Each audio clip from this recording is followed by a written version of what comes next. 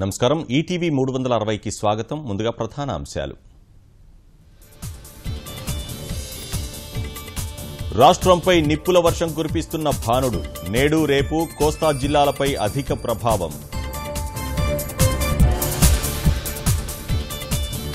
ఎండలకు అప్రమత్తంగా ఉండాలన్న అధికారులు. అత్యవసరమైతే తప్ప గడప దాటొద్దని హెచ్చరిక. 9 షెడ్యూల్ సంస్థల పంపకంపై కేంద్రం ఉత్తర్వులు. ప్రధాన కార్యాలయాన్నే జనాభా ప్రాతిపదికన విభజించాలని లేఖ. తెలుగుదేశం పార్టీలో నామినేటెడ్ పదవుల పందేరం. టీటీడీ చైర్మన్, గవర్నర్ కోటా ఎమ్మెల్సీలపై నేతల ఆశలు. అబ్కారీ శాఖలో అవినీతి అంతానికి చర్యలు. కమిషనర్కే నేరుగా ఫోన్ చేసి ఫిర్యాదు చేసేలా ఏర్పాట్లు.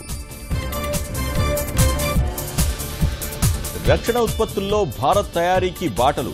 భాగస్వామ్య నమూనా ఖరారు.